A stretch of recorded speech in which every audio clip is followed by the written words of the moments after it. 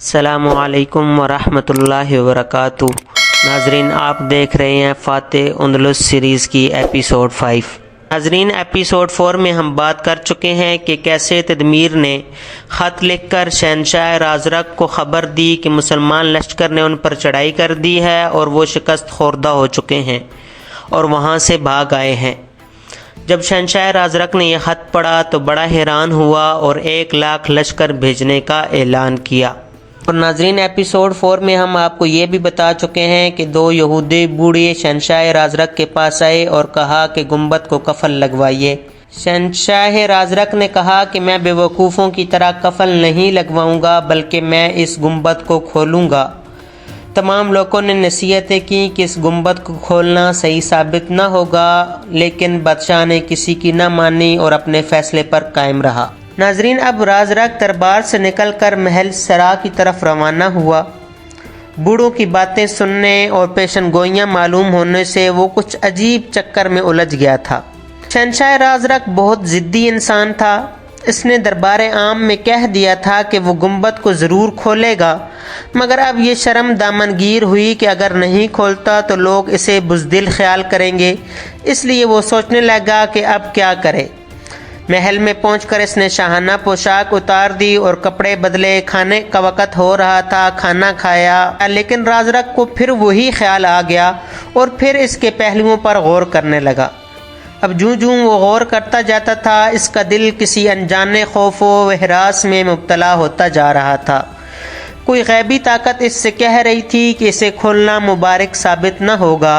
ناظرین، رازرق کو ایک اور فکر بھی گھن کی طرح کھانے لگی تھی، اور وہ مسلمانوں کی تھی کہ اگرچہ وہ مسلمانوں سے واقف نہیں تھا، لیکن پھر بھی اسے یہ فکر لاحق ہو گئی تھی کہ وہ کون لوگ ہیں اور کیوں انہوں نے بلا وجہ حملہ کر دیا ہے۔ یہ دونوں باتیں اس کے دل کو کھائے جا رہی تھیں اور وہ انہی روح فرسا خیالات میں الجھ رہا تھا۔ کئی گھنٹے وہ پڑا سوچتا رہا اور غور کرتا رہا، لیکن جوں وہ غور کرتا طبیعت اور زیادہ پریشان ہوتی جاتی۔ اس نے اپنی خدمت کے لیے کوئی بھی مرد نوکر نہ رکھا تھا، سب عورتیں بلکہ نوخیز آور حسین لڑکیاں تھیں۔ جب وہ اپنے خیالات میں مستغرق تھا تو خادمائیں ریشمی پوشاکیں پہنے پرا باندھے سامنے مؤدب کھڑی تھیں۔ انہیں دیکھ کر ایسا معلوم ہوتا تھا جیسے کسی مصور نے رنگ برنگ کی خوبصورت تصویریں بنا کر کھڑی کر دی ہوں۔ جب بادشاہ کئی گھنٹے گزر جانے کے بعد بھی ان کی طرف متوجہ نہ ہوا تو ان میں سے ایک شوخ نے گلا کھنکارا۔ اس کے کھنکارتے ہی بادشاہ کا سلسلہ تخیلات ٹوٹ گیا اور اس نے نگاہ اٹھا کر اس کی طرف دیکھا۔ لڑکیاں اس کی طرف پہلے ہی سے دیکھ رہی تھیں۔ اس نے کہا، تم سب یہاں کھڑی ہو؟ ایک لڑکی کہنے لگی، جی ہاں۔ رازرق نے پوچھا، کب سے یہاں پر کھڑی ہو؟ لڑکی کہنے لگی، جب سے حضور خیالات کی دنیا میں آپ پہنچے ہوئے ہیں۔ رازرق، ہاں، آج طبیعت کچھ پریشان سی ہے۔ یہ لڑکی بادشاہ کے کچھ منہ چڑی تھی۔ اس نے مسکرا کر کہا، فلوریڈا یاد آ رہی ہے حضور کو؟ آپ سمجھ گئے ہوں گے کہ فلوریڈا کونٹ جولین کی وہ ماہپارہ لڑکی تھی جس کا دامن عصمت رازرق نے چاک کر دیا تھا اور جس کو اس کا والد اس کی والدہ کی علالت کا بہانہ بنا کر لے گیا تھا اور اب تک واپس نہیں بھیجا تھا۔ رازرق سنبھل کر بیٹھ گیا۔ لڑکی کہنے لگی، حضور، میں نے تو سنا ہے کہ یہ سب بہانہ تھا۔ رازرق نے حیرت سے اس کی طرف دیکھ کر کہا، کیا بہانہ؟ کیسے معلوم ہوا تجھے؟ لڑکی، فلوریڈا کی دایا بعد میں گئی ہے، اس نے راحیل سے کہا تھا۔ رازرق، راحیل کون؟ کیا وہی لڑکی جو کئی روز سے غائب ہے؟ لڑکی کہنے لگی، جی ہاں۔ رازرق، اور راحیل نے یہ بات کس سے کہی تھی؟ لڑکی، جس روز وہ غائب ہوئی تھی اسی روز اس نے مجھے یہ بات کہی تھی۔ میں اس فکر میں رہی کہ راحیل مل جائے تو اسے حضور کے سامنے پیش کر کے یہ بات کہوں، لیکن اب جب کہ اس کے آنے کی کوئی توقع نہیں ہے تو میں نے خود ہی عرض کر دیا۔ رازرق بادشاہ کہنے لگا، مگر اس نے بہانہ کیوں بنایا؟ لڑکی کہنے لگی کہ فلوریڈا نے سارا واقعہ اپنے باپ کو لکھ کر یہ استدعا کی تھی کہ وہ آ کر اسے لے جائے، چنانچہ وہ آیا اور بہانہ بنا کر اپنی لڑکی کو لے گیا۔ رازرق شہنشاہ کو بہت حیرت ہوئی اور حیرت کے ساتھ غصہ اور افسوس بھی ہوا۔ وہ کچھ کہنے ہی آیا تھا کہ ایک پری زاد لڑکی اندر داخل ہوئی اور چند قدم بڑھ کر سر جھکا کر کھڑی ہو گئی۔ رازرق نے اس کی طرف دیکھا اور کہا، کیا مسئلہ ہے؟ لڑکی نے ایک مراسلہ پیش کرتی ہوئی کہا، حضور، محل کے محافظ سپاہیوں کے ایک افسر نے یہ مراسلہ دیا ہے۔ رازرق نے کہا، لو۔ لڑکی نے بڑھ کر مراسلہ رازرق کو دے دیا۔ رازرق نے مراسلہ کھولا اور جلدی سے نیچے فلوریڈا اور کونٹ جولین کا نام لکھا ہوا دیکھا۔ رازرق نے بغیر مراسلہ کا مضمون پڑھے کس قدر خوش ہو کر کہا، لڑکی تیرا خیال غلط نکلا، دیکھ یہ جولین کا مراسلہ آیا ہے، شاید فلوریڈا کی والدہ ابھی ٹھیک ہو گئی ہے اور وہ واپس آنا چاہتی ہے۔ رازرق نے جب اسے پڑھنا شروع کیا تو اس میں لکھا تھا کہ مغرور وصیہ کار بادشاہ، تو نے میری بیٹی کی عصمت تاراج کر کے خاندان گاٹھ کی توہین کی ہے۔ ہوشیار ہو جا رازرق، میں تجھ سے انتقام لیے بغیر نہ مروں گا اور اس وقت تک دم نہیں لوں گا جب تک تیرے محل حکومت کو نہ گرا دوں اور تجھے ویران نہ کر دوں۔ جب میں فلوریڈا کو واپس لایا تھا، مجھ سے چلتے وقت تو نے ایک شکاری بازوں کی فرمائش کی تھی۔ میں تیری خواہش پوری کرنے کے لیے ایسے باز لایا ہوں جو تیری رعایا، فوج اور تیرا بھیجا تک کھا جائیں گے۔ بتا دوں کہ وہ شکاری باز کون ہیں؟ وہ شیران اسلام ہیں۔ شیران اسلام کے جس ملک میں ان کے قدم گئے، انہوں نے اسے فتح کیے بغیر نہ چھوڑا۔ وہ جزیرہ سب سے آگے بڑھ آئے ہیں اور تیرے سپہ سالار تدمیر کو شکست دے چکے ہیں۔ سنبھل جا کیونکہ تیرا انجام قریب ہے۔ رازرق اس مراسلہ کو پڑھتا جاتا تھا اور اس کا چہرہ غصے سے سرخ ہوتا جا رہا تھا۔ اس نے سب کچھ پڑھ کر اس لڑکی سے جو مراسلہ لائی تھی پوچھا کہ اس افسر کو لاؤ جو یہ مراسلہ لایا ہے۔ لڑکی چلی گئی۔ بادشاہ فرط غیظ و غضب سے اپنے ہونٹ کاٹنے لگا۔ تمام لڑکیاں اس کی یہ کیفیت دیکھ کر دم بخود ہو کر رہ گئیں اور کسی کو کچھ دریافت کرنے کی جرأت نہ ہوئی۔ تھوڑی دیر میں ایک شخص فوجی لباس پہنے حاضر ہوا۔ اس نے زمین پر گر کر سلام کیا اور جب اٹھا تو رازرق نے دریافت کیا کہ تم جانتے ہو یہ مراسلہ کس کا ہے؟ افسر کہنے لگا نہیں۔ رازرق کون لایا تھا اس مراسلے کو؟ افسر نے کہا ایک سوار لایا تھا۔ رازرق نے پھر سوال پوچھا افسر سے کہ کتنی دیر ہوئی جب وہ مراسلہ تم کو دے کر گیا؟ افسر بہت دیر ہو گئی۔ رازرق نے کہا تم نے فوراً کیوں نہ پیش کیا؟ افسر مجھے بتایا گیا تھا کہ عالم پناہ آرام گاہ میں ہے۔ رازرق اس نے جواب کے متعلق کچھ نہیں کہا۔ افسر نے کہا نہیں حضور وہ اجلت میں تھا، مراسلہ دیتے ہی چلا گیا۔ رازرق کہنے لگا کہ وہ ضرور چلا گیا ہوگا مردود۔ پھر رازرق نے کہا اچھا افسر تم یہاں سے چلے جاؤ۔ ناظرین اب رازرق کو ایک تیسری فکر بھی لاحق ہو گئی تھی۔ وہ اسی الجھن میں تھا کہ چند گھڑیاں اور گزریں اور تمام باندیوں نے مؤدبانہ انداز سے سر جھکا لیے۔ رازرق نے پوچھا کہ کیا ہے، کیوں سر جھکا لیے؟ سب کہنے لگیں کہ ملکہ عالیہ تشریف لا رہی ہیں۔ رازرق یہ سن کر اور بھی پریشان ہو گیا اور مراسلہ دیکھنے لگا۔ جو ابھی ابھی آیا تھا وہ اسے تلاش کر رہا تھا تاکہ وہ اسے چھپا دے، لیکن چونکہ اس کے حواس منتشر ہو گئے تھے وہ اسے نہ ملا۔ فوراً ہی ملکہ آ گئی اور وہ اس کے استقبال کے لیے کھڑا ہو گیا۔ ملکہ نوعمر تھی، زیادہ سے زیادہ 20 سال کی عمر تھی۔ اس کی نہایت حسین تھی۔ اس کے چہرے سے حسن کی شعاعیں نکل رہی تھیں۔ چہرہ گول اور پیشانی چوڑی تھی۔ آنکھیں بڑی بڑی اور زیادہ سیاہ اور چمکدار تھیں۔ وہ نہایت بھڑکدار ریشمی لباس اور جواہرات کے زیورات وغیرہ پہنے ہوئے تھی۔ اس کے گلے میں ایک توق تھا جس میں بیشو قیمت موتی اور لال جڑے ہوئے تھے، وہ چمک رہا تھا۔ اس کی چمک سے اس کا چہرہ بھی چمک رہا تھا۔ اس ملکہ کا نام نائلہ تھا۔ دنیا بھر میں اس کے حسن کی مثال نہیں ملتی تھی اور اس کے بے مثل توق کی شہرت تھی۔ وہ بادشاہ کے قریب آئی۔ رازرق نے بڑھ کر پیار کیا اور اس کا ہاتھ اپنے ہاتھوں میں لے لیا۔ اس کے بعد دونوں کرسیوں پر بیٹھ گئے۔ نائلہ نے کہا میں نے سنا ہے کہ آپ نے عجیب گنبد کھولنے کا ارادہ کیا ہے۔ رازرق کہنے لگا آپ نے بالکل ٹھیک سنا ہے۔ پھر نائلہ کہنے لگی مگر آپ اسے نہ کھولیں تو بہتر ہے۔ رازرق کہنے لگا کہ شاید تم بھی ان غلط پیشن گوئیوں کو سچ سمجھ بیٹھی ہو۔ نائلہ کہنے لگی جی ہاں میں ان کو سچ سمجھ بیٹھی ہوں۔ نائلہ کہنے لگی کہ مجھے میری دایا بتایا کرتی تھی کہ اس گنبد کو جو بھی بادشاہ کھولے گا وہ سب سے آخری بادشاہ ہوگا۔ رازرق تم فکر نہ کرو، یہ پیشن گوئیاں اس وجہ سے کی گئی ہیں تاکہ کوئی اسے کھول کر اس کے اندر کا خزانہ نہ نکال لے۔ نائلہ کہنے لگی تو کیا اس گنبد کے اندر خزانہ ہے؟ رازرق نے کہا یقیناً خزانہ ہی ہے۔ نائلہ کہنے لگی مگر میری التجا ہے کہ آپ اسے نہ کھولیں۔ رازرق کہنے لگا کہ میں ضرور تمہاری بات مان لیتا، لیکن میں نے بھرے دربار میں اس کے کھولنے کا اقرار کیا ہے، اور اب اگر میں نہ کھولوں تو دنیا مجھے بزدل کہے گی، اور یہ بات شاید تم کو بھی اچھی معلوم نہ ہو کہ اندلس کا بادشاہ بزدل کے نام سے یاد کیا جائے۔ نیلا کہنے لگی آپ کی مرضی۔ اتفاق سے نیلا کی نظر اسی مراسلے پر پڑ گئی جو کوچ پر رکھا تھا۔ یہ وہی مراسلہ تھا جسے چھپانے کے لیے رازرک نے تلاش کیا تھا اور باوجود ڈھونڈنے کے نہ ملا تھا۔ نیلا نے کہا یہ کس کا مراسلہ ہے؟ یہ سنتے ہی رازرک کا رنگ فاق ہو گیا اور وہ کچھ جواب نہ دے سکا۔ نیلا اسے دیکھنے کے لیے اٹھی۔ رازرک گھبرا گیا اور اس نے کہا رہنے دیجئے، یہ مراسلہ آپ کے دیکھنے کا نہیں ہے۔ نیلا نے ضد کرتے ہوئے کہا میں تو ضرور دیکھوں گی۔ یہ بات کہنے کے ساتھ ہی اس نے بڑھ کر وہ مراسلہ اٹھا لیا۔ رازرک شرم و خوف بھری نگاہوں سے نیلا کو دیکھنے لگا۔ نیلا نے مراسلہ کھولا۔ وہ ابھی سے پڑھنے بھی نہ پائی تھی کہ رازرک نے بہاجت امیز انداز میں کہا میری پیاری تم اسے نہ پڑھو۔ ناظرین، انسان کی یہ فطرت ہے کہ جس چیز سے منع کرو اس کو وہ ضرور ہی کرتا ہے، لہٰذا نیلا کو جتنا رازرک منع کرتا تھا اتنا ہی اسے اس کے دیکھنے کا شوق بڑھ رہا تھا۔ نیلا نے سنا ہوا تھا کہ رازرک ہوس پرست بدکار ہے، لیکن ابھی تک اس کے سامنے اس بات کی تصدیق نہیں ہوئی تھی۔ رازرک نیلا سے اس لیے بھی ڈرتا تھا کہ پادریوں کی جماعت اس کی پشت پر تھی۔ اس زمانہ میں اندلس میں پادریوں کا بڑا زور تھا اور ملکہ نے تمام پادریوں کی جماعت کو اپنے ساتھ کر لیا تھا۔ یہی وجہ تھی کہ رازرک اس سے ڈرتا تھا، کیونکہ اسے خوف تھا کہ نیلا کہیں پادریوں سے مل کر اسے معزول نہ کروا دے۔ نیلا نے ضد کے لہجے میں کہا کہ میں اسے ضرور پڑھوں گی رازرک، لیکن تم اسے پڑھ کر رنجیدہ ہوگی۔ نیلا یہ تو میں بھی جانتی ہوں، رازرک نے کہا، مگر عقل مندی نہیں ہے کہ انسان جان بوجھ کر غم اور فکر اٹھائے۔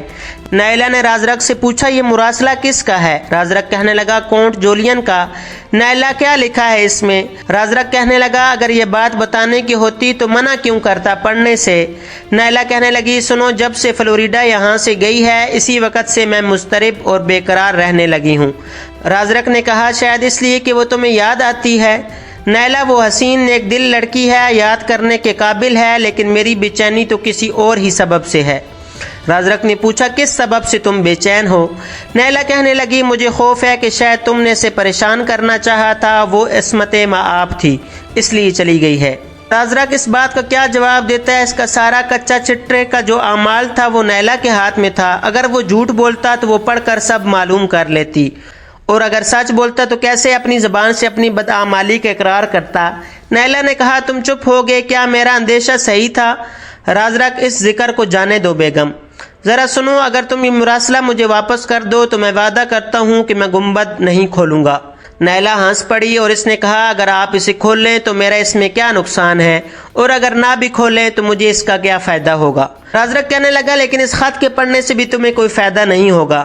نیلا جس قدر تم اس کے نہ پڑھنے پر اصرار کر رہے ہو اس قدر میرے اندر اشتیاق پیدا ہو رہا ہے اس مراسلے کو پڑھنے کا۔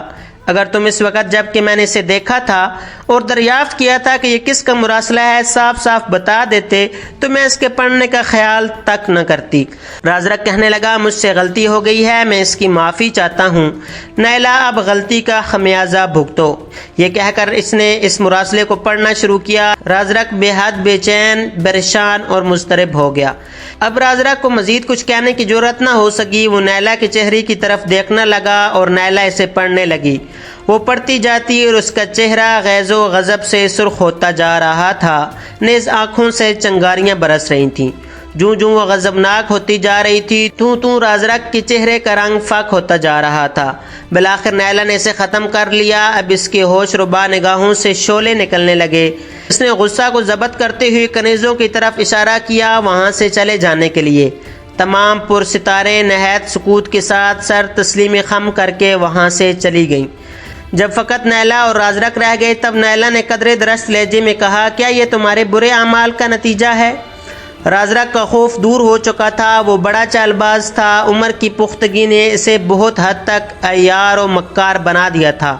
وہ خوب جانتا تھا کہ اس وقت نیلا کا مقابلہ کیسے کرنا ہے جو کہ کم سن اور بھولی سی ہے۔ رازرک کہنے لگا میں اس لیے کہتا تھا کہ اسے نہ پڑھو، جولین بڑا ہوشیار آدمی ہے، اس نے ایسی چال چلی ہے کہ جس سے عوام کی نظروں میں میری وقت کم ہو جائے۔ نیلا کہنے لگی مگر کیا اس سے اس کے خاندان کی بدنامی نہیں ہے؟ رازرک کہنے لگا ضرور ہوگی، مگر اس کا مقصد اسی طرح پورا ہوگا۔ نیلا اس کا کیا مقصد ہے؟ رازرک کیا تم بھول گئی ہو کہ اس کے عقد میں معزول بادشاہ کی بیٹی ہے اور وہ اس چیز کا خواہشمند ہے کہ مجھے معزول کر کے خود تخت نشین ہو جائے؟ نیلا کہنے لگی میرے خیال میں کوئی شخص کسی قیمت پر بھی اپنی بیٹی کے متعلق اس وقت تک ایسے الفاظ نہیں لکھ سکتا جب تک کوئی واقعہ نہ ہوا ہو۔ رازرق کہنے لگا کہ وہ تخت حاصل کرنے کے لیے کچھ بھی کر سکتا ہے۔ نیلا سوچنے لگی۔ رازرق سمجھ گیا کہ اس کا جھوٹ کارگر ثابت ہونے لگا ہے، لہٰذا اس نے پھر عاجزی کے لہجے میں کہا، پیاری مجھ پر اعتماد کرو، میں سچ کہہ رہا ہوں، اسی لیے تو میں اس کے نہ پڑھنے پر مجبور کر رہا تھا کہ کہیں اسے صحیح نہ سمجھ لو، کیونکہ عورتوں میں رشک و حد کا مادہ زیادہ ہے۔ نیلا کہنے لگی، مگر میں تو فلوریڈا سے دریافت کیے بنا اس کے متعلق کوئی رائے قائم نہیں کر سکتی۔ رازرق کہنے لگا، بالکل ٹھیک کہا تم نے، تم اس سے پوچھو اور اپنا اطمینان کر لو۔ نیلا کہنے لگی، میں کچھ نہیں جانتی، میں ضرور تصدیق کروں گی۔ رازرق کہنے لگا، میں بھی یہی کہتا ہوں کہ ضرور تصدیق کرو، لیکن خفیہ، کیونکہ اعلانیہ تصدیق کرنے میں میری رسوائی کا خدشہ ہے۔ نیلا، بس اس بات پر عارضی صلح سمجھو، یہ کہتی ہی وہ لوٹی اور چل پڑی۔ ناظرین، اب رازرق دن بھر متفکر اور پریشان رہا۔ بڑھتے ہوئے غموں فکر کی وجہ سے اس نے رات بھر کھانا تک بھی نہ کھایا، جس کے سبب اسے رات کو نیند بھی نہ آئی۔ گویا اسے ایسے معلوم ہوا کہ صرف گنبد کے کھولنے کے ارادے سے اس پر رنج و الم اور مصائب و آلام کا ہجوم ہو گیا ہے، لیکن اس پر بھی وہ بضد تھا کہ وہ گنبد کو ضرور کھولے گا، کیونکہ وہ خود کو بزدل نہیں کہلوانا چاہتا تھا۔ چنانچہ جب صبح ہوئی، آفتاب طلوع ہو کر ذرا بلند ہوا تو اس نے اپنے مشیروں، وزیروں نیز چند سواروں کو طلب کیا۔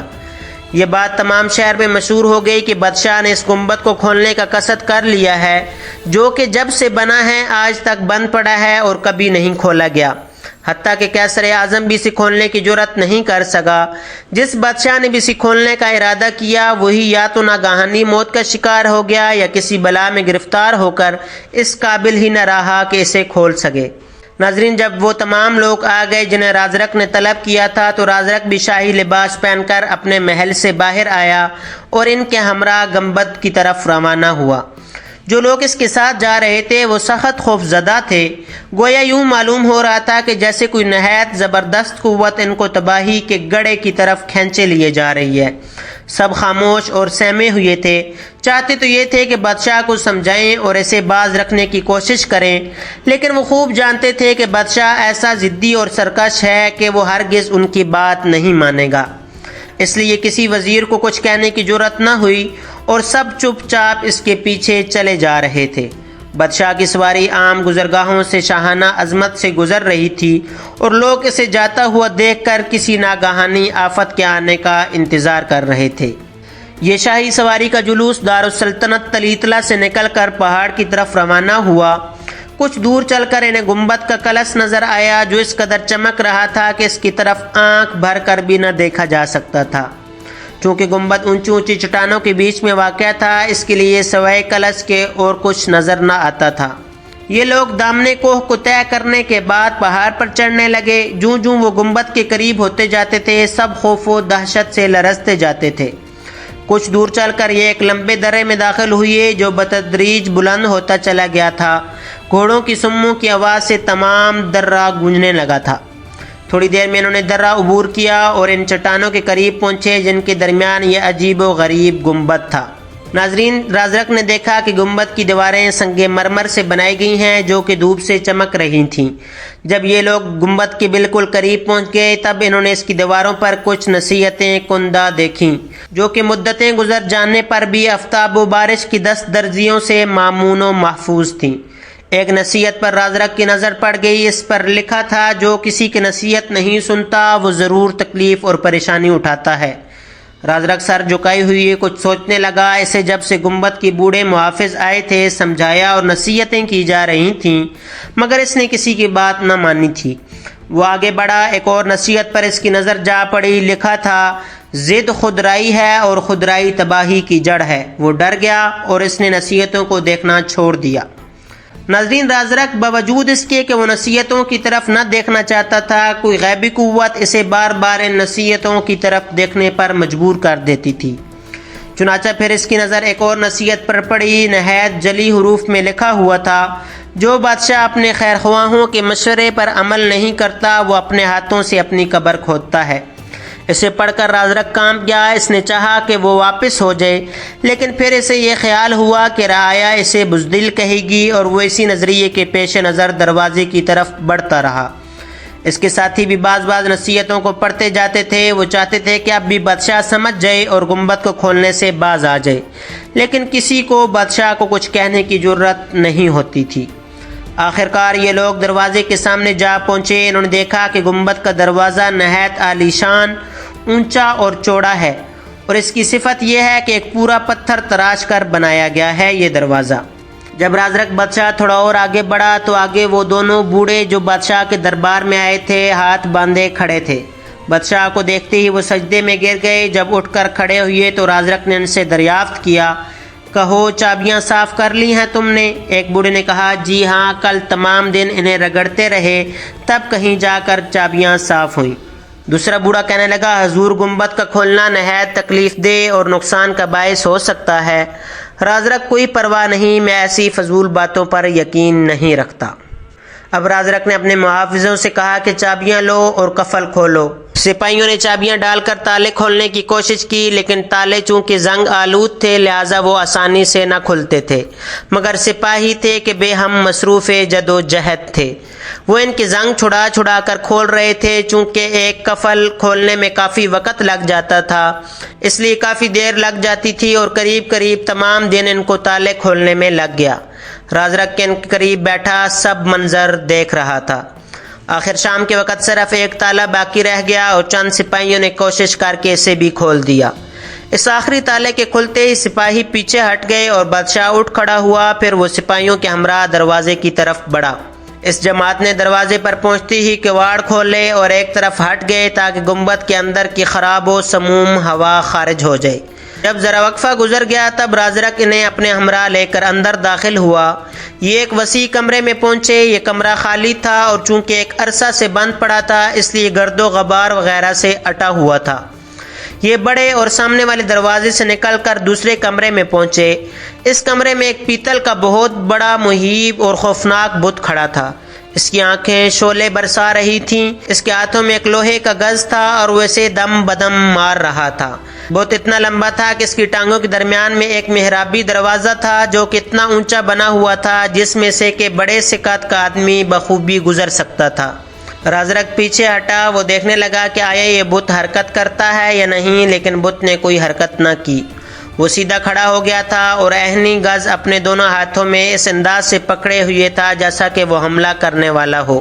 اس بت کی صورت نہایت خوفناک معلوم ہو رہی تھی اور اس کی آنکھیں بھی انگاروں کی طرح دہک رہی تھیں۔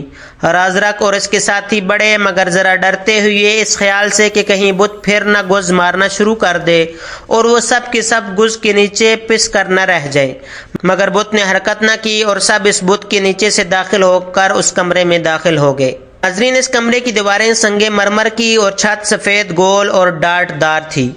کمرے کے عین وسط میں ایک میز رکھی ہوئی تھی جو ہرکل اعظم کے ہاتھوں کی بنی ہوئی تھی۔ یہ پرانے زمانے کی صناعی کا نہایت بہترین نمونہ تھا، نہایت خوبصورت اور سبک تھی۔ میز پر ایک چھوٹا سا صندوقچہ رکھا تھا۔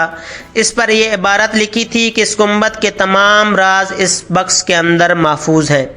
رازرک نے کہا، واہ واہ، اتنا چھوٹا سا صندوقچہ اور اس کے اندر تمام رازہائے سربستہ کا خزینہ ہے۔ وزیر نے کہا، حضور یہاں کوئی خزانہ نہیں ہے۔ رازرک نے وزیر سے کہا کہ ابھی تم نے یہ کیسے اندازہ لگا لیا؟ ذرا اس صندوقچے کو تو کھولنے دو، میرا خیال ہے کہ خزانے کا راز ضرور اس کے اندر بند ہے۔ اور صندوقچہ کے اوپر ایک اور عبارت تحریر نظر آئی جو ذرا باریک تھی۔ اس نے جھک کر پڑھا، اس بکس کو کھولنے کی جرت صرف ایک بادشاہ کرے گا، مگر اسے ہوشیار اور خبردار رہنا چاہیے کیونکہ اس کے اندر ایسے واقعات نظر آئیں گے جو مرنے سے پہلے اسے پیش آنے والے ہیں۔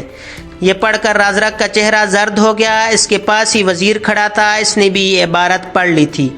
اس نے دست بستہ ہوتے ہوئے کہا، حضور بس کیجئے، اب اس خطرناک صندوقچہ کو نہ کھولیے۔ رازرک کہنے لگا، اب باقی رہ ہی کیا گیا ہے؟ گنبد کھل چکا ہے اور صرف یہ صندوقچہ کھولنا باقی ہے۔ یہ کہتے ہوئے رازرک نے صندوقچہ کھول ڈالا۔ وہ یہ دیکھ کر حیران رہ گیا کہ صندوقچہ کے اندر ایک چمڑے کا لمبا فیتا ہے جو کہ لوہے کی میخ پر لپٹا ہوا تھا۔ اس کو دونوں طرف تانبے کی 2 تختیاں لگی ہوئی تھیں۔ چمڑے کے فیتے پر سواروں کی تصویریں بھی بنی ہوئی تھیں جو نیزوں، تلواروں، پیش قبضوں وغیرہ سے مسلح تھے۔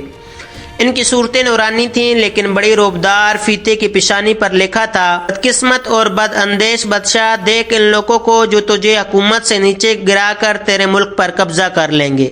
رازرق اس عبارت کو پڑھ کر دم بخود رہ گیا اور وزیر کی طرف دیکھنے لگا۔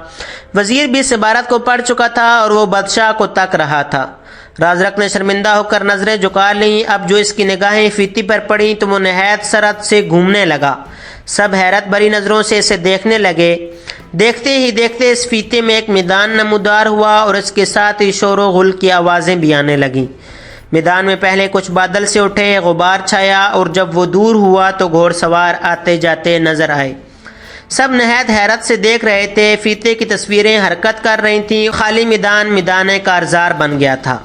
انہوں نے دیکھا کہ میدان بہت زیادہ کشادہ ہو گیا ہے اور اس میں ایک طرف مسیح سوار اندلس کا علم اٹھائے صف بستہ ہیں اور دوسری طرف چوڑے چوڑے سوار اور کچھ پیدل کھڑے ہیں۔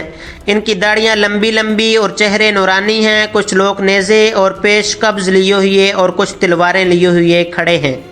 دفعتاً طبلِ جنگ بجنے لگا، نرسنگے اور کرنے پھونکے جانے لگے اور ان کی مہیب آوازوں سے ان کے کانوں کے پردے پھٹنے لگے۔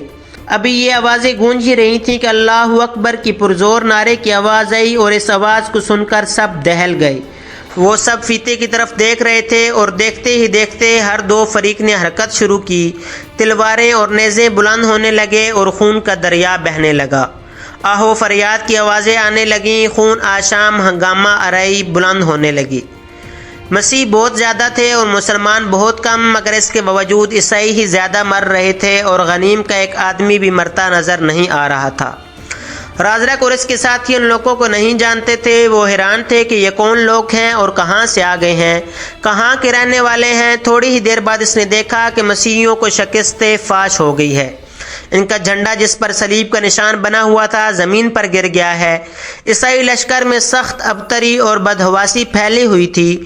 وہ بھاگ رہے تھے اور ڈیلی اباؤں والے ان کے پیچھے بھاگ بھاگ کر انہیں تاتیغ کر رہے تھے۔ قریب المرگ عیسائی آہوزاری کر رہے تھے۔ ان کی مختلف آوازوں سے میدان گونج رہا تھا۔ یہ لوگ اس خون آشام منظر کو دیکھ کر ایک دوسرے کی طرف حیرت سے دیکھ رہے تھے۔ وہ جو دیکھ رہے تھے اسے جادو کا کرشمہ سمجھ رہے تھے۔ وہ نہیں جانتے تھے کہ یہ کیا ہو رہا ہے اور کیوں ہو رہا ہے۔ انہوں نے پھر فیتے کی طرف دیکھا۔ اس وقت ان کی نظر ایک سوار پر پڑی جو ریشمی لباس اور جواہرات کے زیورات پہنے ہوئے، شاہی تاج اوڑھے ہوئے ایک سفید گھوڑے پر سوار کھڑا تھا۔ ان لوگوں کی طرف اس کی پشت تھی اور وہ مسیح فوج میں سے تھا۔ اس کا لباس، زیورات سب رازرق جیسے تھے اور گھوڑا بھی ایسا ہی تھا جیسے رازرق کا لڑائی والا گھوڑا تھا۔ رازرق کے اس گھوڑے کا نام اوریلیا تھا۔ یہ لوگ اور بھی حیران ہو کر اس سوار کی طرف دیکھنے لگے۔ ایک ڈھیلی ابا والا آیا اور اس سے لڑنا شروع کر دیا۔ ناظرین، فاتح اندلس سیریز کا سلسلہ جاری ہے۔